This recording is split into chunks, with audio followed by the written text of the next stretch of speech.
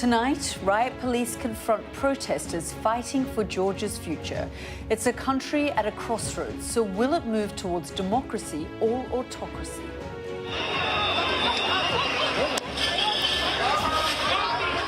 Violent scenes erupted outside Parliament today when politicians passed a controversial new law likened to those used in Russia to crack down on dissent. We'll be live in the capital Tbilisi with the very latest. Also ahead, the US tells Ukraine it is not alone in its war against Russia. But on the ground, there's a scene of intense struggle. We'll bring you an eyewitness report from our security and defense editor, Deborah Haynes. That was something incoming. Is the Western world doing enough to stand up to Moscow? I'll ask Georgia's opposition leader, who claims he was attacked by riot police. Plus, another breaking story tonight as French police launch a huge manhunt for an armed gang behind a daring prisoner escape. 2 prison officers were killed after an ambush on a prison van that helped to free a convict with links to gangs and drug dealing. Also happening tonight, Donald Trump's legal team is looking to discredit his former lawyer, who's testifying in the former president's hush money trial. And at 9:45, the twin who saved her sister's life after being attacked by a crocodile. Both women join me to share their story of survival. That's all coming up on The World with me, Yalda Hakim.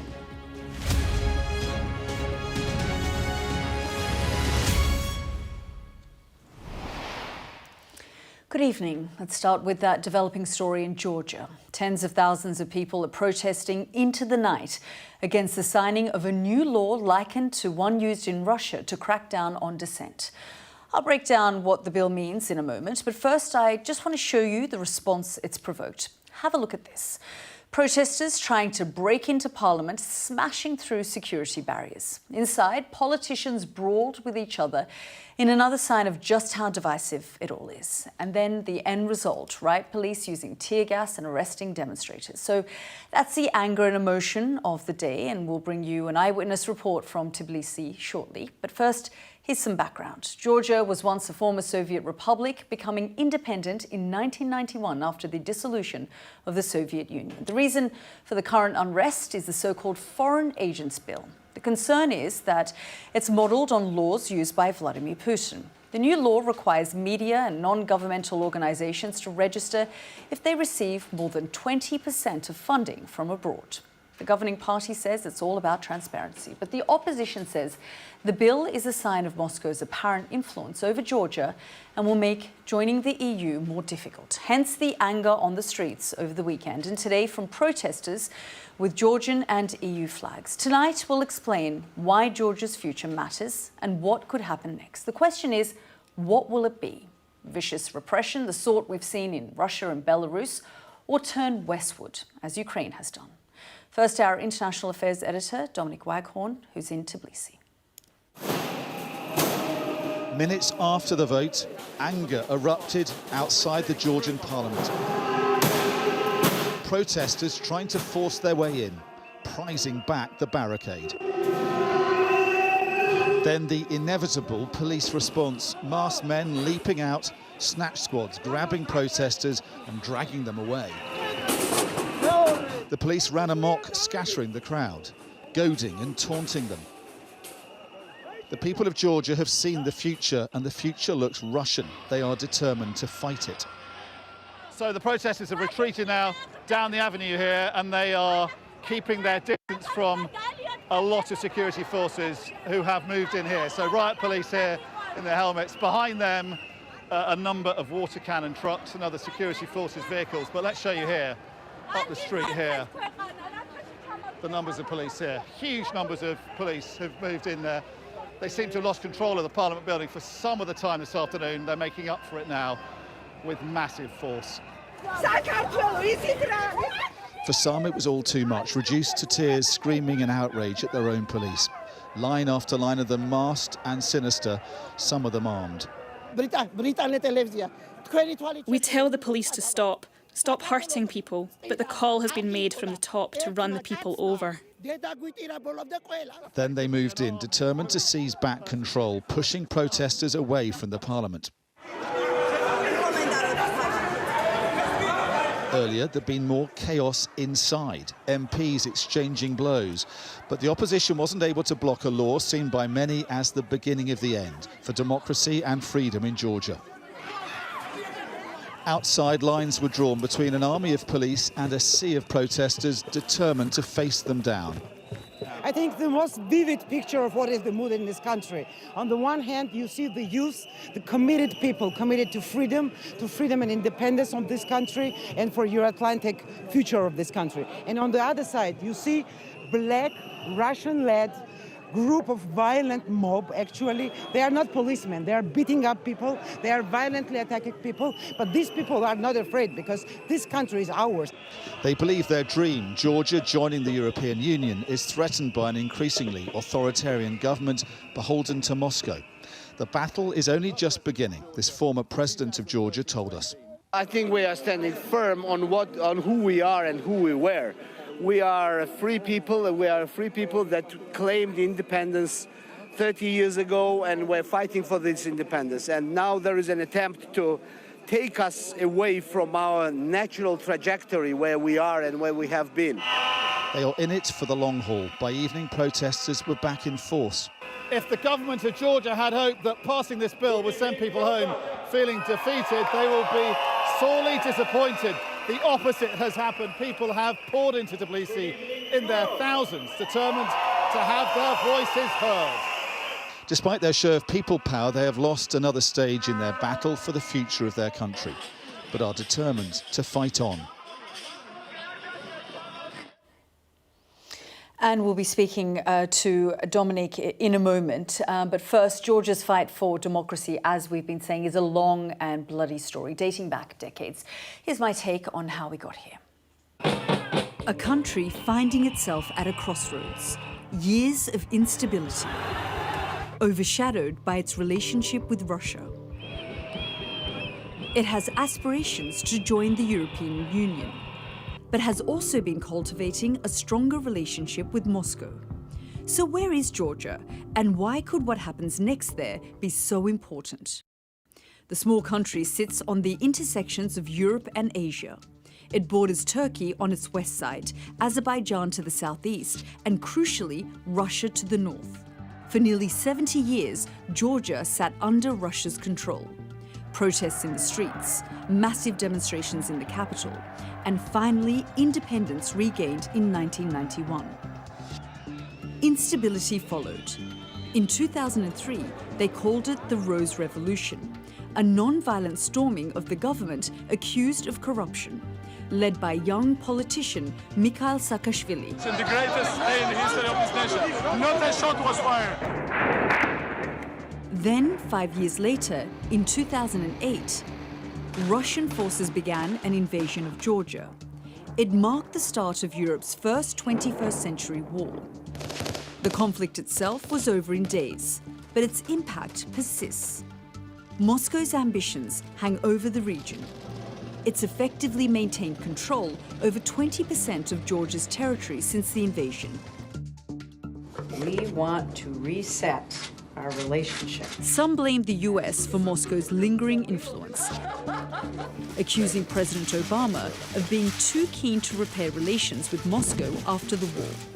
And since Russia's invasion of Ukraine, many see the Kremlin's grip on Georgia tightening further. Today, these concerns came to a head. Georgia's parliament voted through a divisive foreign agent bill, which critics say mirrors legislation used by Putin to stifle Russian opposition. Mass demonstrations have engulfed the nation for weeks. Angry protesters claiming the law threatens their democratic freedoms. Georgia's president has vowed to veto the bill. But that won't mean much. She can be overridden by another vote in parliament. Many say the real power lies with Bidzina Ivanishvili, a powerful oligarch and the former prime minister, and now chair of the governing Georgian Dream Party, which drafted the bill. He's seen as being under Putin's thumb, aiming to take Georgia deeper into Moscow's shadow. However, with polling suggesting the majority of Georgians want to end the Kremlin's influence, the nation now faces a struggle for its soul. Its future rests on a knife edge, pulled between East and West. And whichever way Georgia turns, it will have implications far beyond its borders. So that's my take there on the situation in Georgia. But let's go back to our Dominic Waghorn, and we saw his powerful report at the top of the programme. He joins us now live from Tbilisi. Dominic, extraordinary coverage of the situation that you've done all day for us. We've seen the protests. We saw what's happened and how it's escalated. But just give us a sense of what's happening there at the moment. Yeah, thank you, Yalda. Yeah, well, it has been an extraordinary day, and I think the point to make is that this crisis is only deepening. I think, the government might have hoped that that vote would have kind of diffused the crisis. That hasn't happened at all now. In fact, it's going in a different direction, the opposite direction. There is still protests outside the Parliament, where most of those extraordinary events happened all day. But we've walked now half an hour away from there, and a lot of the protests have come here now to Hero Square, and they came here in sufficient numbers to shut down this major interchange in Tbilisi, drifting away now, some of them, as we come up to midnight here. So getting late here. But what this shows, I think, and the fact that we now have two sort of locations of unrest in Tbilisi, is that the protesters are digging in their heels.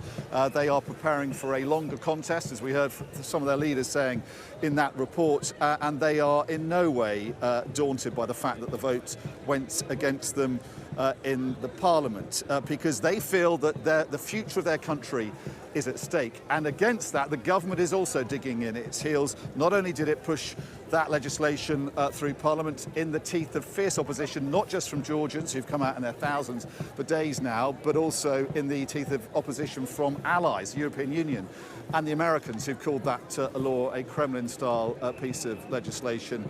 Despite that, they have pushed it through, but also they have remained undaunted in terms of the kind of repressive tactics they're using. They have not restrained their police. Despite condemnation from the EU about police violence, we saw more of that today. Snatch squads doing what they did yesterday, grabbing people, beating them. Some of the photographs of those opposition leaders are pretty grim. They have been badly, severely beaten, you can see from the photos of them, and they came in huge numbers. So we have a crisis that is deepening because both sides are not prepared to give any ground.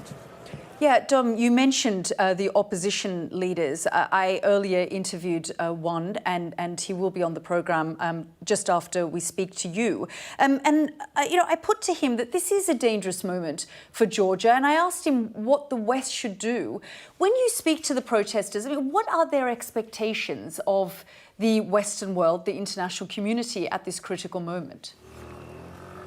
Well, they hope that the European Union and America will come to their aid and will support them and will put more pressure on the government. In terms of what that means, they're not entirely clear or specific, but certainly their expectation is that those allies who've championed Georgia's democratic progress since independence in the early 2000s will do more to help them. And I think there's a huge amount at stake here, not just for Georgia, but also for the outside world. As our Georgian producer was making clear and rather eloquently earlier on this evening, he was saying, Georgia is seen by the region as one of the most progressive democratic countries in the post-Soviet space. It's where people from more repressive Central Asian countries come to enjoy freedom. It's where thousands, tens of thousands of Russians fled across the mountain passes into Georgia. We watched them come over in the early stages of the Ukrainian war. So what happens here is really crucial. If the government here is able to enact and impose a repressive piece of legislation that will lead Georgia towards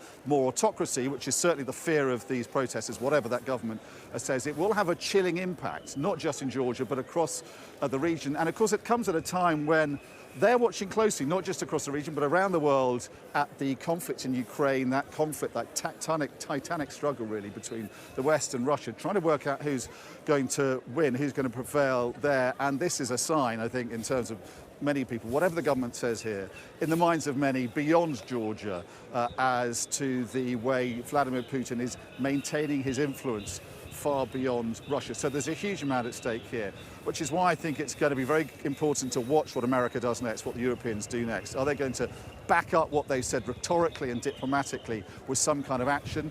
The Americans' top diplomat in the region, James O'Brien, was here today, and in a press conference he said if this law is imposed, if it leads to less democracy, if it leads to more police violence, then we can expect sanctions, travel sanctions, financial sanctions on those behind it. So an early warning there from Washington, and it's not just Georgians, it's people around the region and further afield who are going to be watching very closely to see particularly what Washington does next in the way it responds to this growing crisis in Georgia.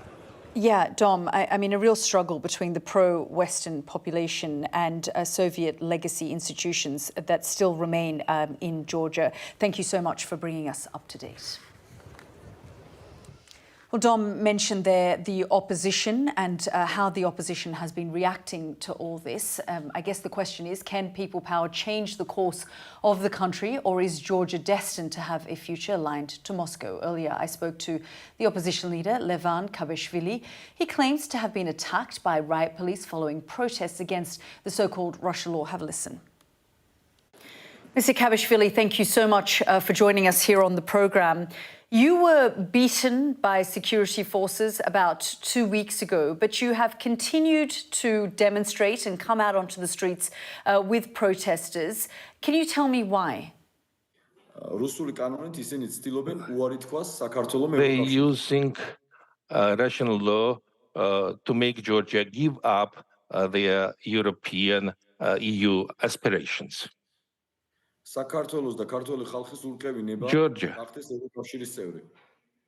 Georgia and its people are firm in its aspiration to join EU. Unfortunately, our government instructed from Russia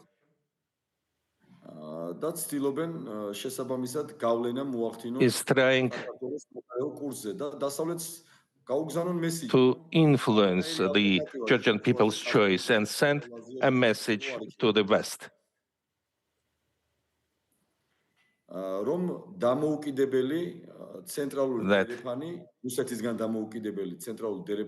That no independent central corridor, independent from Russia, will exist,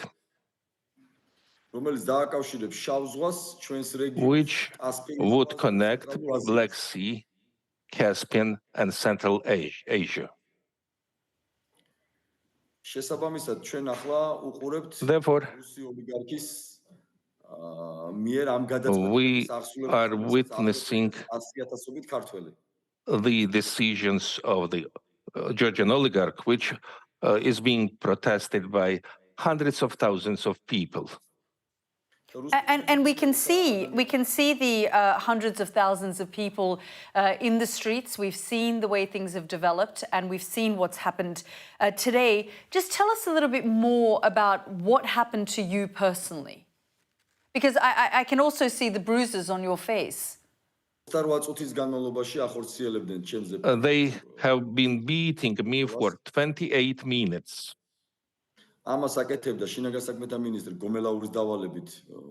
Instructed by Minister of Internal Affairs, Gomelauri, and other top officers of the ministry. And today, they also severely beaten David Katsarava, a public activist. His jaw is broken. They are doing this against dozens of activists. So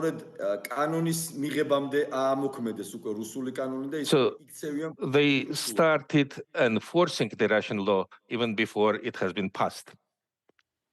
But I mean, are you afraid about the future of your country?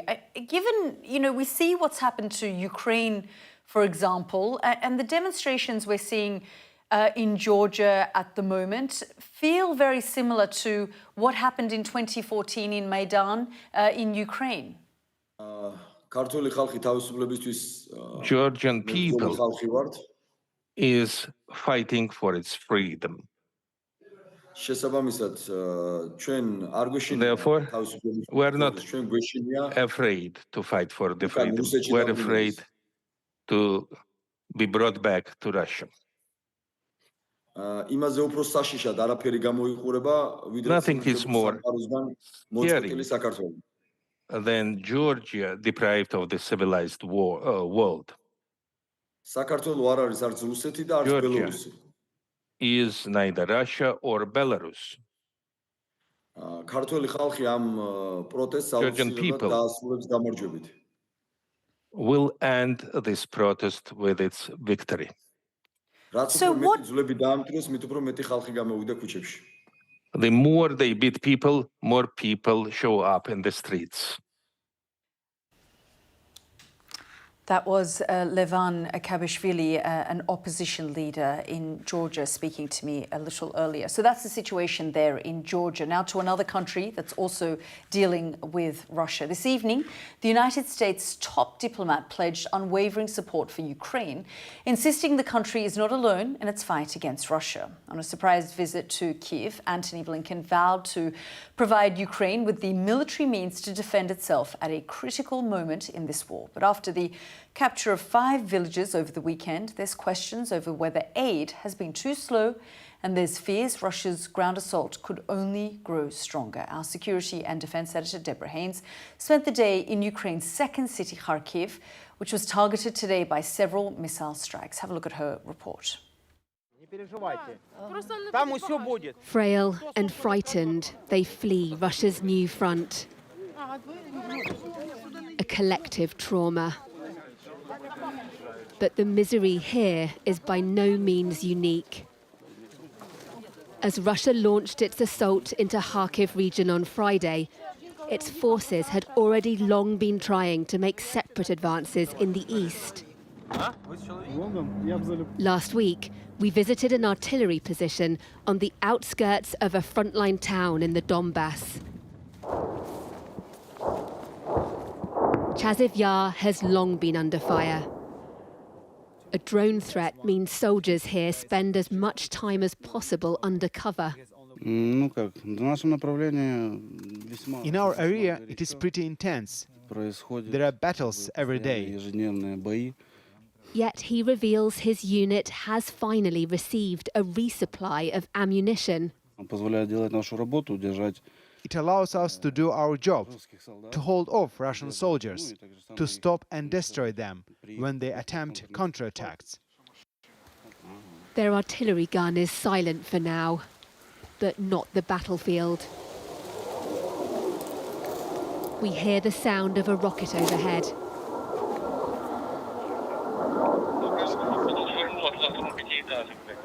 A voice over the radio says it had been coming straight towards us before veering off. Within moments, there's more potential danger. There's a drone overhead. The soldier says it's one of their drones, but it's impossible to be sure. The commander has told us it's time to leave. We hear what sounds like another attack drone. That was something incoming. Yeah. As we head for our vehicle, we're probably still being watched. Explosive drones cause the majority of injuries seen at a nearby stabilization hub. The soldiers we meet, though, are being treated for possible concussion, another hazard, as is sheer exhaustion after almost 2.5 years of this full-scale war. As you can see, we have a lot of medical supply. We have all medicine, what we want. It's okay. So you just need weapons? Yes, we just need weapons. Give me weapons. With Ukrainian soldiers now stretched on multiple fronts, a delayed package of American munitions is starting to arrive. But the wait has come at a cost. And Deborah joins me live now from Kharkiv. Brilliant reporting there from the ground, Deborah. I mean, it's always a huge endorsement when a leader visits Kyiv, but you've really captured the reality of this war on the ground there. And it's brutal, and the Ukrainians, they're fighting hard, but they've really struggled over the last 6 months because of this lack of ammunition, this huge delay in the American military package. The focus over the last few days rightly has been here in the Kharkiv region, but in the east, in the Donbass, the Russians have been grinding forwards, and Chaziv Yar, that town that we were on the outskirts of, has been a key target in recent months. If the Russians take that town, it's on a hilltop, it suddenly opens up the whole of the Donbass to more Russian artillery fire. And that puts key cities like Kramatorsk, like Konstantinivka at risk, which is incredibly worrying. Yeah, Deborah, I mean, we heard there from Antony Blinken saying, we will stay with you, Ukraine. And he has, maintained that line for the last 2 years. That's all good and well. But when it came to the aid package and getting that critical aid to those who need it on the ground, it has felt quite slow, and it has had an impact, as your report showed. It has. I mean, we spoke to the governor of Kharkiv, and there's been criticism of the Ukrainians' own defences along the frontier here in the northeast. Like, why was it that the Russians, seemingly without mines and fortifications in their way, were able to just walk right in on Friday? Others have countered that criticism by saying that that border area has always been a grey zone since the full-scale invasion, and actually it would have been hard to defend. But the governor did say to me earlier, when I was speaking to him a few days ago, that he believes a reason why the attack happened was because Ukraine had been left exposed by this lack, in particular, of American weapons. So yes, it's great and it's reassuring for Ukraine always to see a senior American politician here on the ground. But the fact is, those words, they are worrying. Yeah, of course, he was very reassuring. He was praising Ukraine for standing firm, for retaining its sovereignty, despite 2.5 years nearly of this full-scale war. But Ukraine right now is losing ground. It's lost quite a lot of ground in the last few days. And that delay in the American weapons was really alarming here. And it really underlined just how reliant Ukraine is on America in particular to keep arming this country. And of course, that leads to the question of what happens after the US presidential elections later this year. Yeah, big questions about whether those arms are going to continue to arrive in Ukraine. Deborah, thank you very much for all of your reporting. You're watching The World with me, Yalda Hakim. After the break, a full-on ambush in broad daylight. We'll be live in northern France, where a manhunt is underway after a prison convoy was attacked by masked gunmen.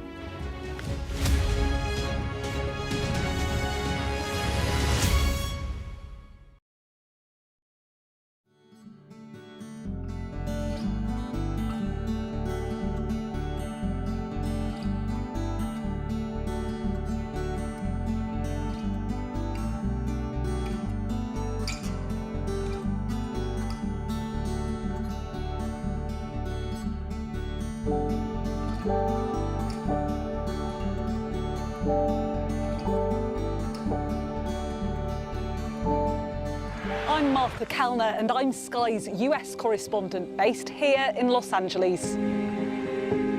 It's turning everybody into, a crazy, violent drug addict. How are you feeling? I am angry.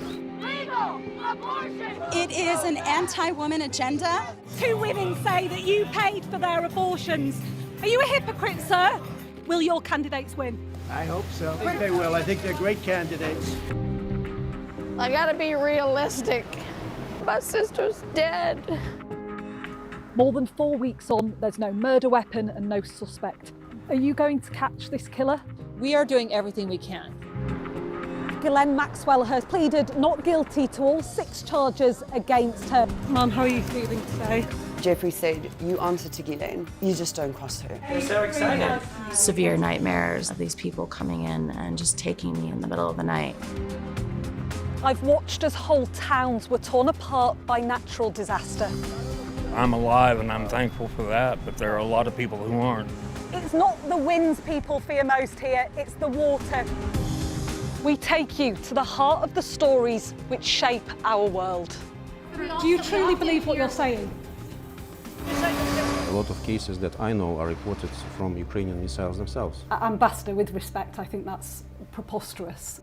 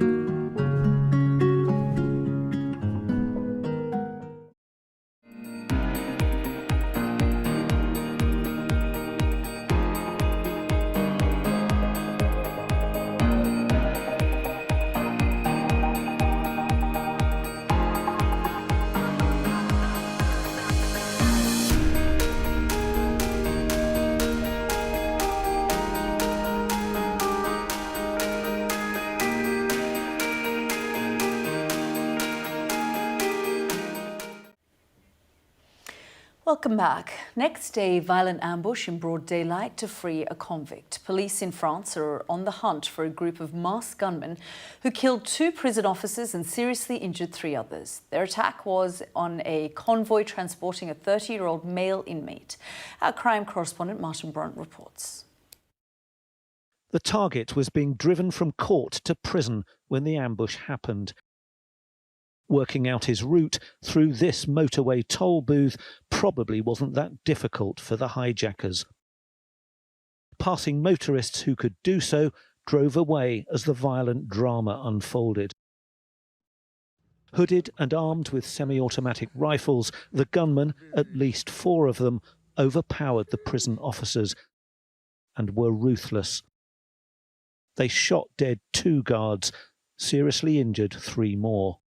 We were here, right here. I was chatting to my son and my neighbour, and then we heard the noise. So many bangs. I've still got cattle over there, but I didn't want to go as I didn't want to get shot. The deadly plan worked. In the chaos and the noise, the prisoner escaped. Mohammed Amra is an organised crime boss jailed last week for robbing supermarkets. But he's also under investigation for kidnap and involvement in a gangland murder.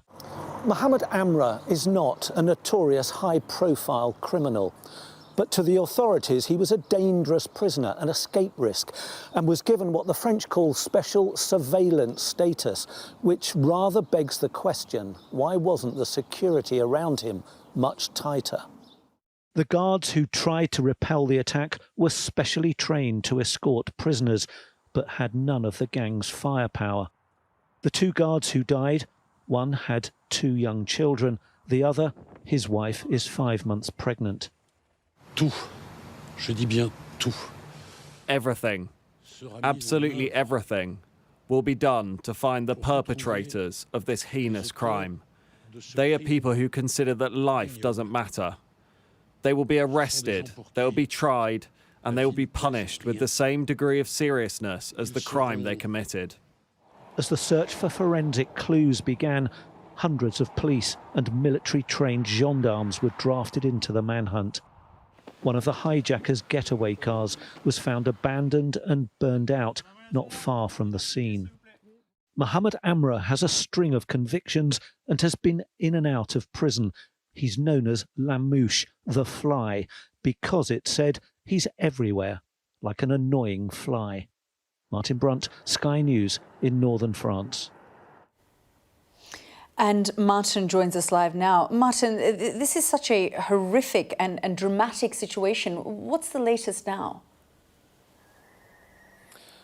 In the last hour, we've had a press conference from the prosecutor who is overseeing this investigation that's now in the hands of a special organised crime unit. She talked first about the two guards who've been killed, a bit of detail, more detail. One's 52 and the father of 21-year-old twins. The second man who died is 34 and his wife is 5 months pregnant. But she spoke about the other three as well, who were all injured, all shot very seriously. Two of them, she said, are very critical in hospital tonight. There's going to be a minute's silence across France tomorrow. There is growing anger about the severity of this and the vulnerability, perceived vulnerability of those prison guards.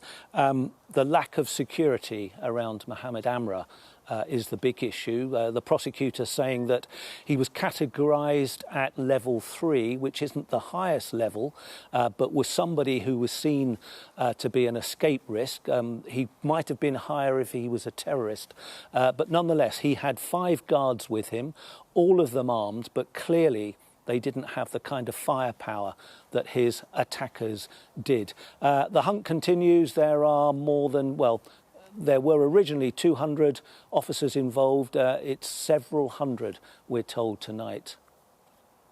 OK, Martin, thank you so much for bringing us up to date. Now let's go live to New York, where we can hear from Donald Trump at his hush money trial, which continues in New York. Have a listen. The election, and it starts to harden, and basically they say we're doing really well. You're seeing all the polls. Alan Dershowitz, a great gentleman. This is election interference at the most obvious, and every American, no matter whether you're on the Trump team or against him, whatever political affiliation it is, and he goes on to say he's a Democrat. He can't be right about everything because he's making a big mistake. If you're Jewish and you're a Democrat, and that includes Alan Dershowitz, you ought to have your head examined. You see what's going on with Israel. But he goes, I'm a Democrat. We should be equally concerned about how the legal system is being weaponized and abused for partisan purposes. Remember this, all over the world they're watching this trial and they're seeing what a disgrace this is, and a big disgrace to New York. You know, I love this state, I love this city, and they've got to get it back. They've got to get the legal system back, because businesses are leaving, people are fleeing, but businesses are leaving because they can't go through what I'm going through. Speaker Mike Johnson was here a little while ago. He says, just apply common sense. Take a look at what's happening. Just apply common sense. A great gentleman, Victor Davis. OK, we're listening there to Donald Trump outside the courthouse in New York, where his hush money trial continues. Let's go straight to our US correspondent, James Matthews, who joins me also live from New York. And another dramatic day in court, James. You've been collecting for the last couple of weeks so much detail. And Michael Cohen hasn't disappointed. And in fact, neither has the defense as this whole thing has unfolded. Well, indeed, a big day for the defence. Their cross-examination of the star witness, Michael Cohen. Donald Trump talking about Mike Johnson, Speaker of the House there, Yalda. He did give a press conference earlier on. One of a phalanx of Republican grandees who've come here to support Donald Trump. So among them, candidates, hopefuls to be his vice presidential pick. Johnson gave a press conference. He called this trial a sham, political witch hunt, said that Donald Trump was innocent. I took the chance to ask him a couple of quick questions on his way off stage. Let's listen to what he had. Mr. Speaker, shouldn't the facts be left to members of the public sitting on the jury without influence from yourself? Sir, do you undermine the rule of law in this country by undermining this trial? No, we stand for the rule of law. There you go, that was Mike Johnson earlier. We've since had the cross-examination of Michael Cohen, talking about how in 2015 he was knee-deep in the cult of Donald Trump. Fast forward to later years, and he had a podcast talking about how he hoped that Donald Trump would go to prison. He sells merchandise, we learned, including a white shirt showing Donald Trump in an orange jumpsuit behind bars, and another page showing Convict 45. There are coffee mugs you can buy. Sent him to the big house, not the White House. Julie Rendelman is a criminal defence attorney. Hi, Julie. Big day, a big occasion. Everybody anticipating the cross-examination of the key witness. What do you make of how it's going? So we've heard that Blanche, the defense attorney, has been preparing for this for months and months. You know, look, he has quite a while to go. He's a full day. I hate to Monday morning quarterback. I would say I don't know so far if he's scoring the points that he had hoped to score. I think cross-examination is an incredible skill. It's an art form. And so, you know, it'll be interesting to see if he can really get into those areas and make the jury understand why lies that Michael Cohen told, why fibs, why inconsistencies should matter to this jury when it comes to acquitting their client. Yeah, it's been combative. He's talking about the money that Cohen has made from podcasts and books and essentially firing pot shots over the years at Donald Trump. Sure, and remember, there's an argument to be made from the prosecution when Cohen says, when the question's asked, do you want him convicted? And Cohen says, yeah, I want him convicted. Well, yeah, if you believe a person committed a crime, there's an argument to be made that you'd want them convicted. Those, to me, are not the areas that the defense needs to focus and hone in on. And when it comes to questioning his credibility, there's a ton of baggage. They need to know how to hit that baggage. Great stuff. Julie Rendelman, thanks for your analysis as ever. Thanks for the American sporting analogies. Monday morning quarterback. Whatever that means. There you go, Yalda. This case might be coming to a close fairly soon, Yalda. He is the last prosecution witness, Michael Cohen, and the defense are saying that they will finish with him probably by close of play on Thursday. So it could be we're looking at next week for a close. James, thank you as ever. Now to Israel, where aid trucks bound for Gaza have been blocked and vandalized by Israeli protesters in the West Bank. The US has described it as a total outrage, but settlers attacking trucks carrying food supplies is becoming commonplace. Today, our international correspondent John Sparks challenged those involved. Here's his report. They gathered at a roundabout on the highway heading south, carrying flags and weapons, carrying the same idea. They were going to stop humanitarian aid from getting to Gaza. The police came first and tried to hold them back, but their activities have become increasingly effective.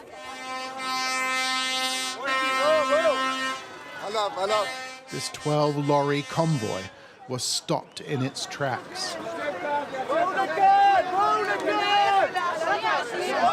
Don't give them anything.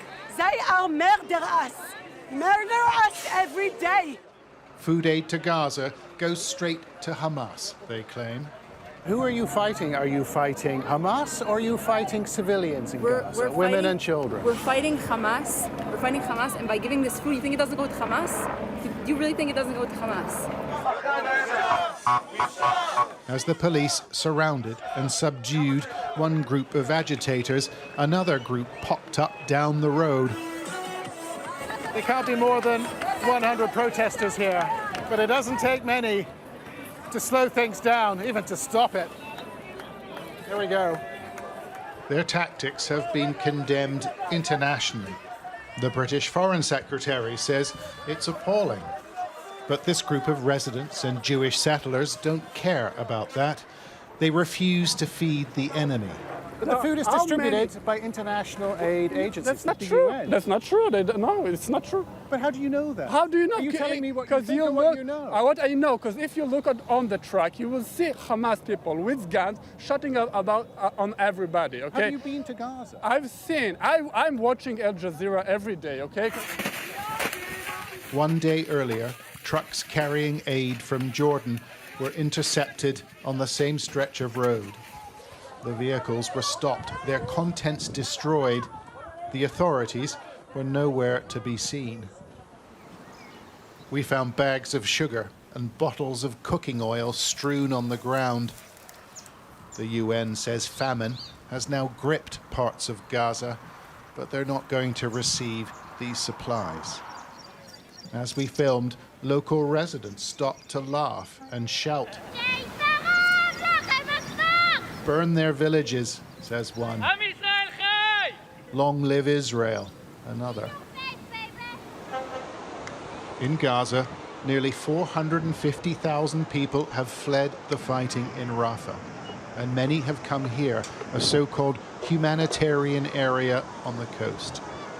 But there's no more room to pitch a tent, and there's virtually no aid. The UN has received little in the past 7 days. John Sparks, Sky News in central Israel. This is The World with me, Yalda Hakim, after the break. The woman who fought off a crocodile. I'll be joined by twins Georgia and Melissa Laurie as Georgia is recognised for saving her sister's life.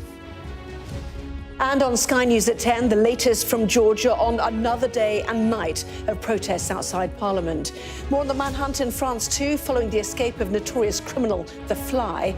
And we'll hear from the artist who captured the King in His Majesty's first new portrait since the coronation. All that and lots more, do join us if you can from 10.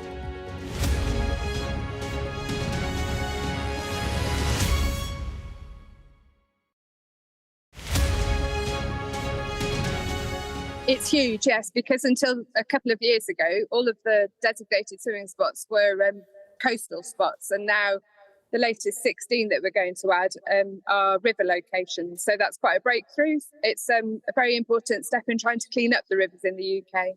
The important part about having designated bathing areas is that they'll be tested weekly by the Environment Agency for any biological contamination. So depending on the state of the river that they're testing, if it's good, then they'll just leave well alone. But if it's poor, then they'll start a process of investigating any of the pollution and trying to eradicate it. So that's what's really important. And that was the whole point of applying for bathing water status.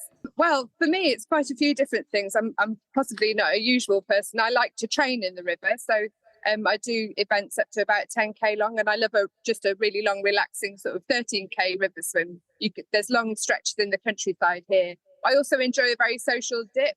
There's a huge growth lately, particularly since COVID, of people coming in just to float around in nature and relax. And so it's a little bit of exercise, a little bit of social. Everything for me is about being outdoors and in nature as well. So it gives me all of that.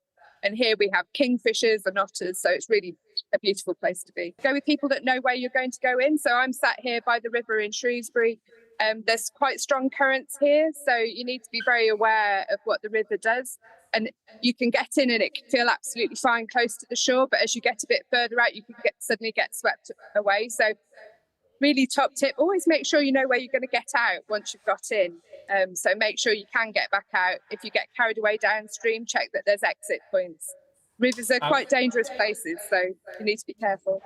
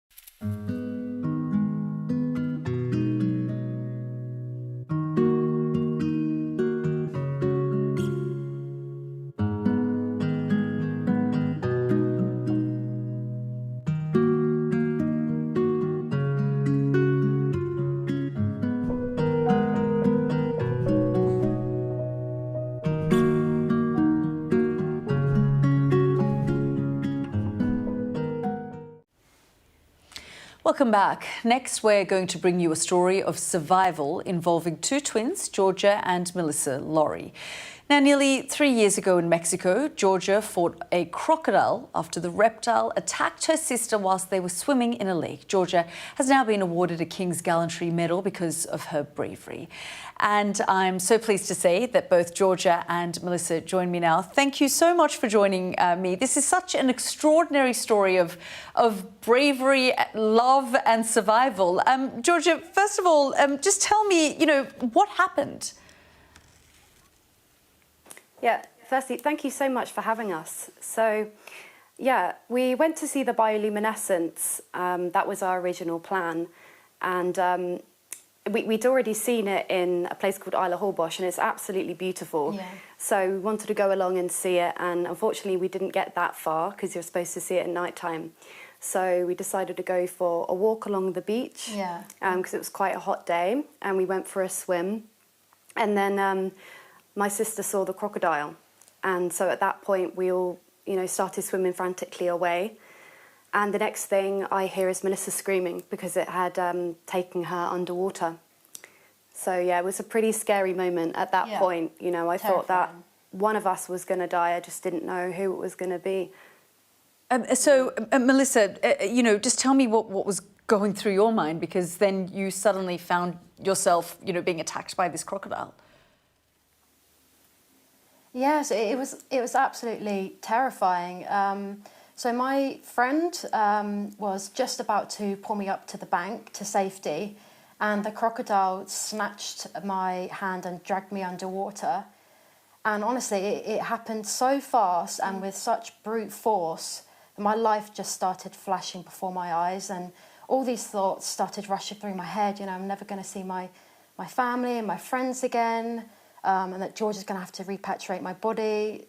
You just don't want to think these things in your final moment, Yeah, I mean, I can't even look at the image. I mean, you lived it, but the image of your hand, I've seen it on Instagram, and it's sort of horrific.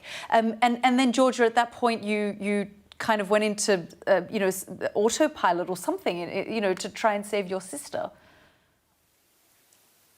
Yeah, so it was a very visceral, very primal response.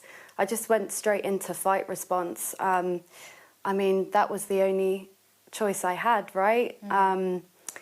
There's this really beautiful Bob Marley quote, and it says, you never know how strong you can be until being strong is the only choice you have. And I went back to try and find her after there was no response from her. And I saw her body floating towards me in the mangroves. And that's when the fight began, really, because the crocodile came back and it snatched her away from me. And so I started punching it with, just going hell for leather, really. I mean, it's wild when you think about it. And Melissa, could you see what Georgia was doing, that she was basically punching this crocodile? So I woke up just before the second attack happened. I started flailing my arms and legs about. I think I was having a fit. And I remember Georgia saying, ayuda, tranquilo, yeah. And after that, I passed out, and I don't remember anything until, waking up on the boat. Wow. And Georgia, how did you know to do that? Did you sort of just, again, was it sort of a primal instinct, or did you know to punch and that would have a reaction from the crocodile? Yeah, so I think I'd heard somewhere that if you're in a shark attack, then you should punch it on its nose or go for its most vulnerable area, like its eyes. And crocodiles have very, very tiny, lots of tiny black dots on their snout, which are pressure receptors, essentially, and it alerts the crocodiles to prey in the water. So they're very sensitive. So I was just punching it over and over again, and it seemed to work at that point. But the whole ordeal was just terrifying because I didn't know whether I was going to live myself, and whether I would be conscious throughout the attack if it attacked me as well. So honestly, when I saw her, I thought she was dead, and very scary. Yeah, really, really terrifying moment. And I guess the question is, has it sort of frightened you both away from swimming or anything like that? Is there a lasting trauma now? So we're actually getting back into the water. It was Georgia's crazy idea for us to swim the Thames Marathon, so 13 kilometres. And we have been doing some training. And at first, you know, getting back into the water was scary. You know, things like getting tired was a trigger. Having water, you know, go into my lungs, that would remind me of drowning. I think the more that we start swimming, the more we're going to get used to. Just the feeling of being back. Yeah. Yeah, extraordinary sort of story there of survival. And now I've got about 30 or 40 seconds, but now, Georgia, you're receiving this King's Gallantry medal for your bravery.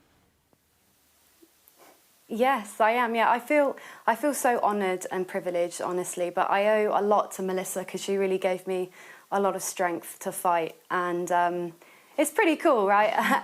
The King's first Gallantry medal. So, you know, it's really a silver lining for the whole family because we've been through this very difficult time together. So it's I think a beautiful analogy for a light at the end of the tunnel when you're going through a really hard time. Just keep persisting and fighting, and you'll get through any obstacle. You know. Definitely. Yeah, we're just looking at that image of the two of you straight after the incident, you know, hugging in bed. A really heartwarming story of survival. Thank you so much. Yeah. That's all Thank from you us very much for having us here on the programme. Good night.